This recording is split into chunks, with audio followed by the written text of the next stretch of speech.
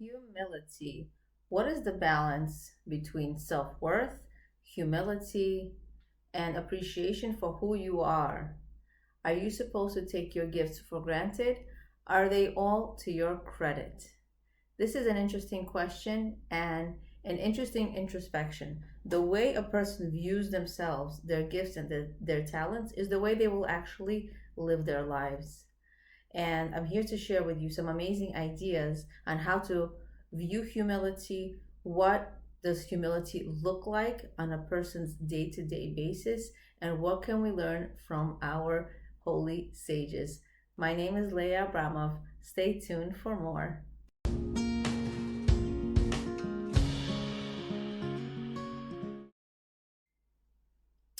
Parshat Shelach teaches us a lot about humility. It is written in Bamidbar 13:33. There we saw the Nephilim, the sons of a giant from among the Nephilim. We were like grasshoppers in our eyes, and so we were in their eyes. So we are learning here about the Meraglim, the spies, and their take on Eretz Israel, what they view about the land and their ideas about it, and what was their report like. So a question immediately jumps out. How could the Meraglim, the spies, possibly know that what they look like, that they look like grasshoppers in the eyes of the giants who inhabited Eretz Israel at the time? Were they mind readers?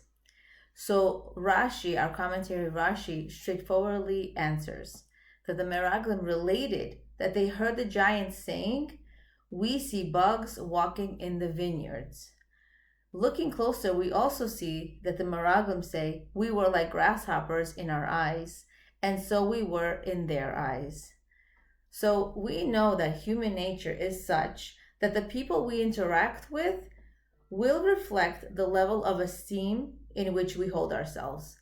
And in the way we view ourselves, it's exactly the way we are trained to think by other people. So we have to be careful by the people who we interact with.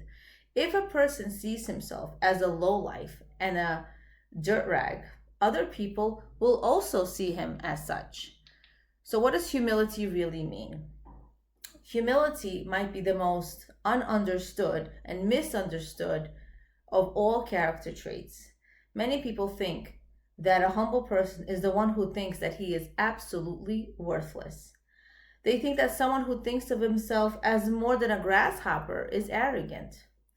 In truth, humility means that you are fully aware of your inborn qualities, that you are fully aware of your gifts, of your talents, because they are given to you from Hashem, by Hashem. But you don't become haughty because you realize that those qualities were given to you by Hashem. So it's a gratitude, it's a recognition, it's an acknowledgement that these gifts Hashem chose me to have because He trusts in me. He believes in me. He knows I will not waste my life and waste my gifts and talents on nonsense. A person can use their gifts and talents for the worse. He can use it to better their lives. For example, lashon hara, right, which is negative speech, hurtful speech. A person who's very skilled and talented in the way they speak and the way they can influence other people can use it actually to hurt others, and may his name be erased, Hitler, right? So there's word that he never actually visited a concentration camp. So with his anger, with his negative speech, the influence that he had led to tragedy, horrific tragedy in the Jewish and other nations, primarily the Jewish people. So we have to understand that a person can be fully capable of influencing other people. And of course, it will, as we learned, it will definitely color the way they think of themselves. So for example, if a gabbai asks a person with a beautiful voice to serve and sing for the shul participants and to pray, false humility would be to say, "Oh, I'm not a good Baal Tefillah. I'm not so good at praying. I'm not so good at leading the congregation in the whole praying and davening process and singing process." So a truly humble person understands that his gift His voice is really not his. It's from Hashem. It's a gift. We are here to use our gifts well and for its constructive purpose.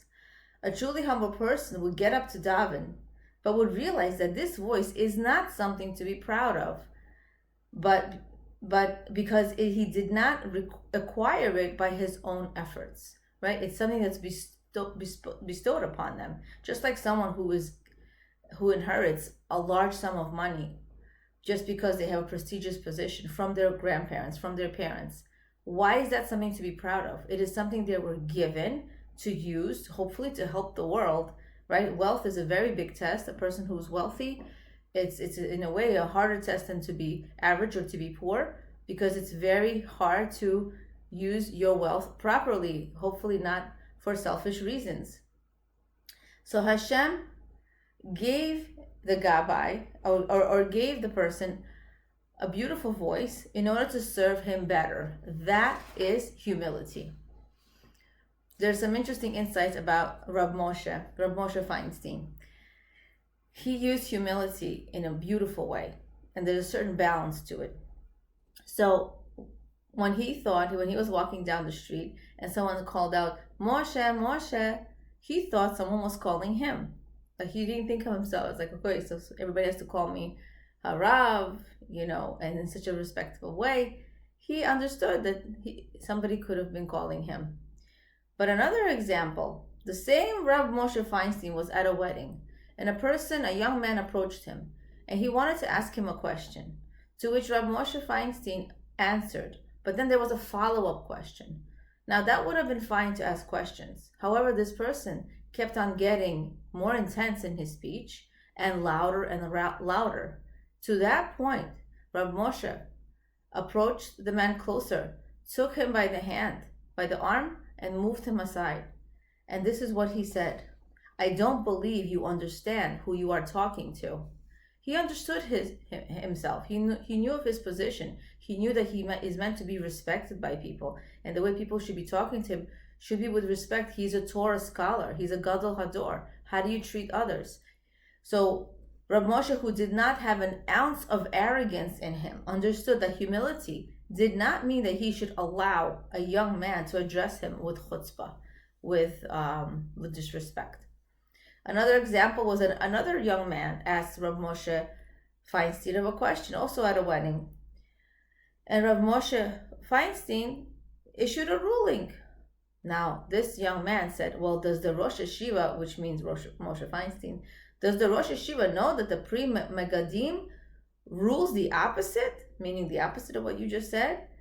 To which Rav Moshe said, yes, I have learned that Pri Megadim 296 times, meaning he knows what he's talking about. He wouldn't be saying something if he wasn't fully clear on the question and confident that he answered the question properly. So humility does not mean that you make believe you know nothing. It means that you don't become conceited because of what you know. So think about your own gifts. Think about your own talents.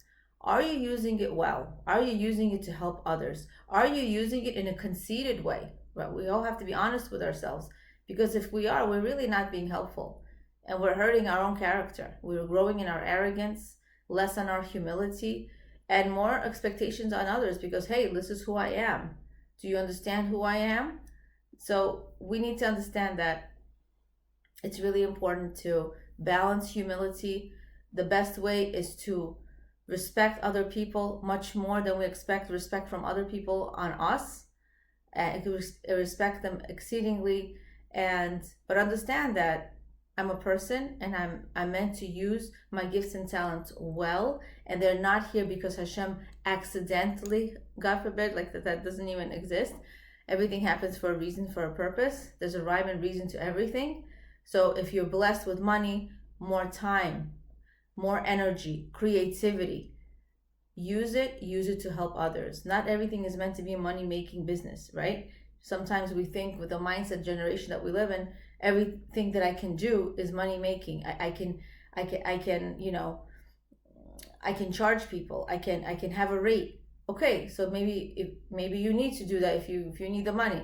But think about yourself. Are you not using your gifts and talents because you're waiting to make money. Like, so it's really, really important to understand the balance. I teach ladies about self-care. Regarding, how to balance self-care, what is self-care? I teach the ladies that when you take care of your own happiness through self-care, then you teach other people how to treat you. So when you're humble, you understand your gifts and your talents. You understand that you need self-care. So regarding humility, we're also very, influenced by other people. If you are going to see yourself as a grasshopper, you're going to act like one. You're going to act like a low life.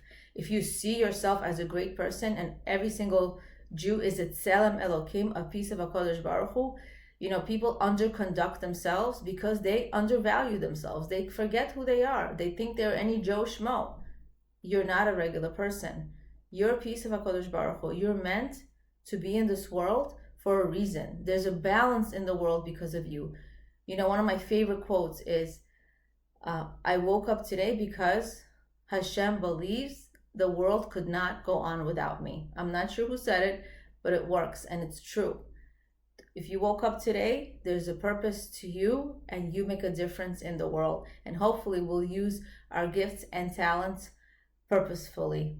Appreciating the insights of Rabbi Frand on the Parsha, the power of a word in his Sefer, in his book. Hopefully we'll be able to appreciate ourselves in a humble way and having the right balance and humility. Leah Abramov, being and becoming, awakening awareness of your greatness and potential.